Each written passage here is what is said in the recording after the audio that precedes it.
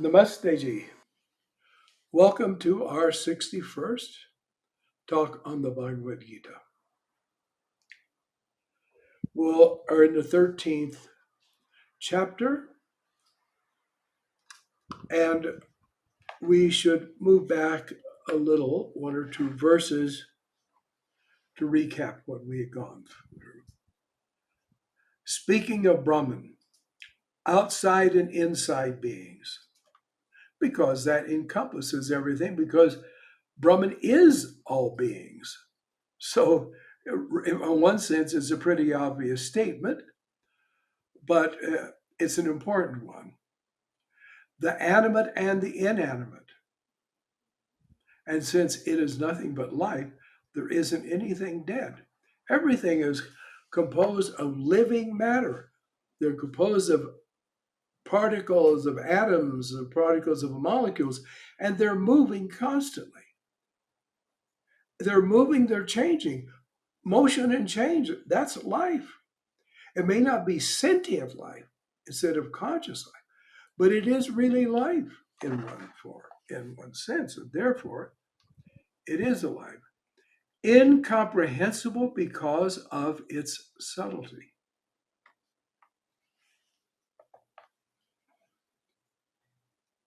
Far away and also near. Therefore, the yogi has to constantly hone, refine his consciousness and make it increasingly subtle so it can reach out and comprehend all these subtler levels of things. For after all, if it's going to be an all-encompassing vision, it has to take in account and experience the most subjective and the most subjective, the grossest and the subtlest, that which is here and now and that which is at a distance. In other words, omniscience is what really Krishna is talking about. Undivided, yet remaining as if divided in being. So those who pretend to always see the unity, they're only seeing half. And those who only see the multiplicity, they're only seeing half. But the yogi sees both simultaneously. And a very adept yogi, hardly the beginning yogi, naturally. But this is the goal of the yogi. This is what he is for. This is the development of consciousness that he knows is essential. This is to be known as the sustainer of beings. It's the very foundation on which everything exists. It says in one verse in the Shastras, he shining, everything shines. In a sense, he living, everything lives. So it sustains all beings, without which they could not be. They're absorber and generator. In other words, the Absolute withdraws everything back into itself, and then at the beginning of a creation cycle, sends everything forth. Krishna will talk about this, saying, I withdraw it and I send it out. And he says they're helpless.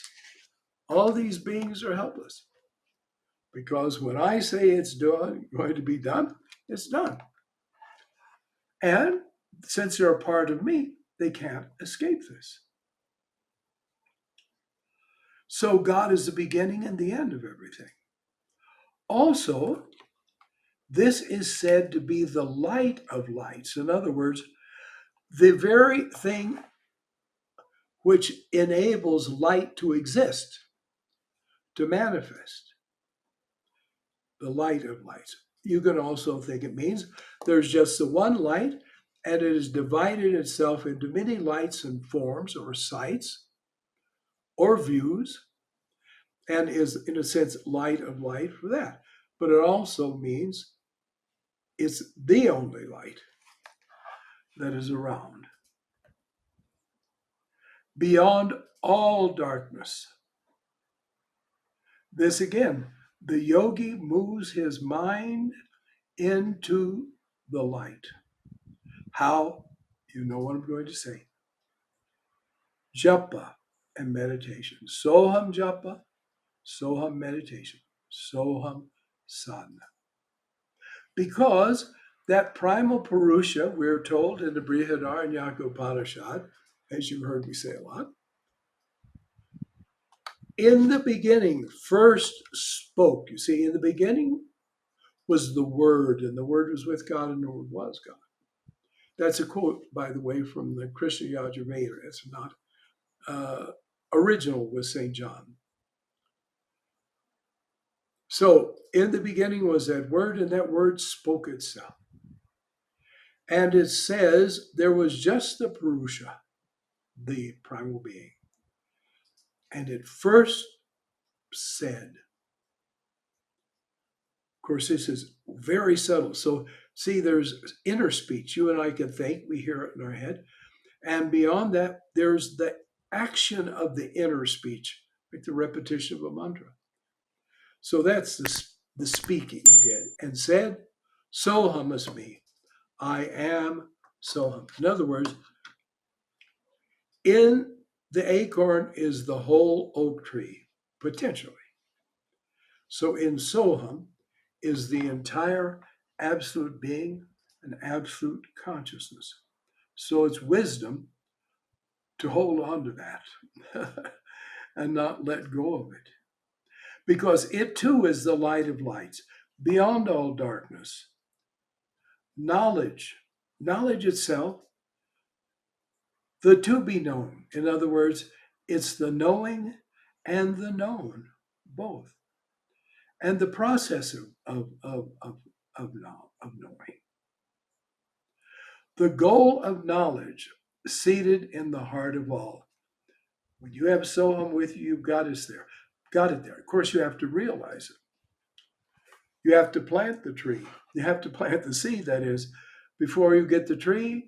You got to take care of the tree before you get the fruit. That's sadhana. Thus, field, because this is the subject of this chapter, the field and the knower of the field. Thus, field, knowledge, and that which must be known. There is the theory, and then there is a real experiencing it. That is what real knowing is. Thus, field, knowledge, and that which must be known have been briefly stated. Comprehending all this, that's a big order, and only the yogi will manage. My devotee approaches my state of being. A lot of people, they're like, I think I've mentioned the little caveman. There was a really good comic strip called BC, but really it's about prehistory, so-called prehistoric human beings. And there was one that shows this little caveman, and he's climbing up a very, very high mountain, and he gets to the top, and he looks in all four directions. And then as he's climbing down the mountain, he says to himself, so much for the whole world. See, that's how human beings can be. People can learn so little and think they know so much. Just, some months back, I met a man that had read about one or two paperback books, and there thought he knew it all, and was very busy saying to people, well, if you had known as I know, thus and so, thus and so. Yes. Know that both Prakriti, that's vibrating energy, that's creation. We call it material, but it really isn't. It's quite metaphysical in essence. And Purusha, the pure being, pure consciousness, are beginningless. In other words, all right, it's true. In the beginning, God made the heavens and the earth, but what did he make it out of? He made it out of Prakriti. And that it existed. For it's eternal. because it's part of the being of God. God is eternal, so Prakriti is eternal. It's been there all the time. There are some people that get very scared. What if because there's some kind of superatomic type of bomb and it sets off a chain reaction and it goes out and it spreads through the solar system, through the universe, and then the universe is gone? Well, it's been gone countless times. And one day it will be gone again, perhaps not in that way. And then it will come back because that which is behind it all, which is it all, breathes in and breathes it out. Such it is. Prakriti is declared to be the cause of that which is to be done. In other words, action and what the actions it should be, and the acting, the doing, and the completing of the doing, it's all in the realm of Prakriti, and that is Brahman itself. The instrument and the doer. You see? God is dealing just with himself. He doesn't really create in the sense of make from nothing, anything. So he's the clay, he is the medium, he's the canvas, and he's the paint, and he's the painter, and he's the whole shape. You and I are living in God. We don't need to reach God. Many people say, "Oh, God, come to me." You wouldn't be here to say, "Oh, God, come to me," if God hadn't already been that eternally with you.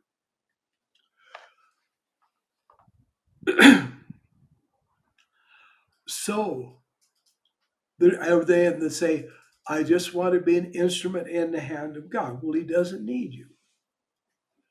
A lot of people think that. I know this, and so I'm going to tell the world. The world needs to know this great truth.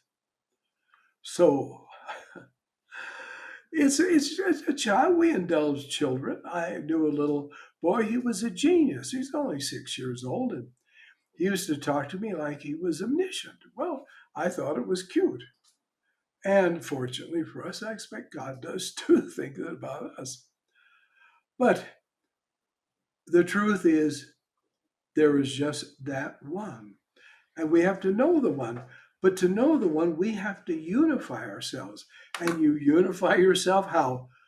By going to the basic manifestation of your life, the breath, and you make it one with the essence of his breath, Soham. The Purusha is declared to be the cause in the experience of pleasure and pain. Yes. And in fact, a lot of people say, "God, why did you do this to me? Why do you let it happen?" Everything that happens to you, you did. There are people that are, or objects are the instrument of what happens. But the real thing is, you see, let's say you put in an order. You go online, the days of mail catalogs basically over. You go online, you say, "I want that." You go through it all. You've got a credit card, all right. You order it. So they send it out. The U.S. Post Office takes it up. You can track it online. And then one day, the Postal Service brings it to you and you have it.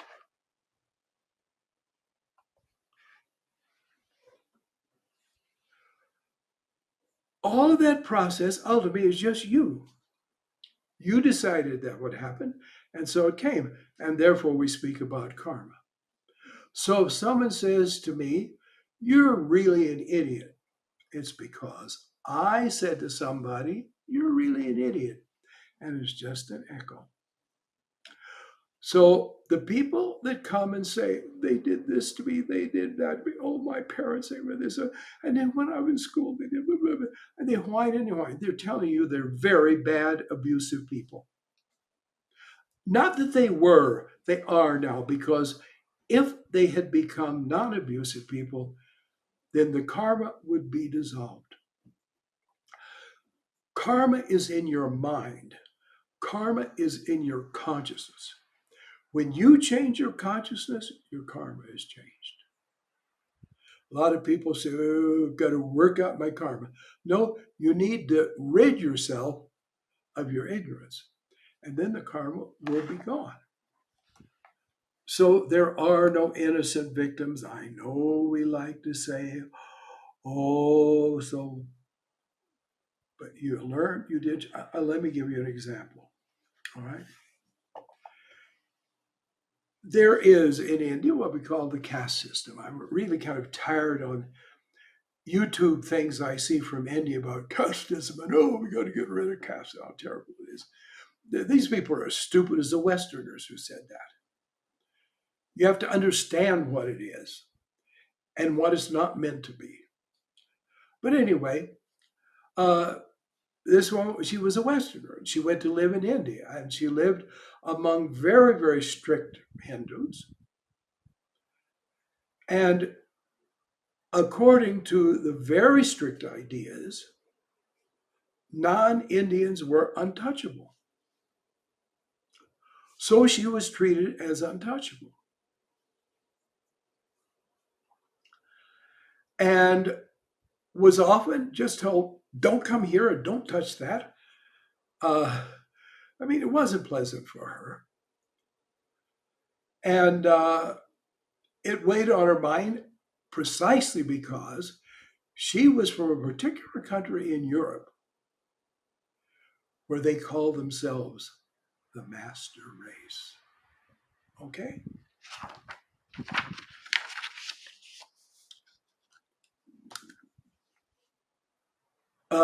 So she was she was hurt and also very grumpy, and I didn't like it. One time she had what she felt was a vision, not just a dream, but if it was a dream still, she believed it came from the past. She was a man, a Brahmin, riding on a horse. And a so-called low caste, or perhaps untouchable, person wanting help, a beggar, came up and took hold of the rein of the horse and asked for help. And she, who then was he, went into a rage for being just halfway touched by him and beat him to death. Okay? So from then on, she never griped about the treatment that she had because she realized it's coming back to me. People who will not accept responsibility hate that idea, and they will not like that idea. But it happens to be the truth. You see, grow up is a very great maxim for people who think they are on the spiritual path. But they're not, and they don't want to be. And that's the truth. And of course, as usual, I have gone beyond the time. Thank you for your patience. Thank you for the rambling. I'd love to say it'll be better next time, but it won't. So blessed are those who know their failings as well as their strong points. Therefore, until then, thank you so much. Namaste. I bow to the self in you.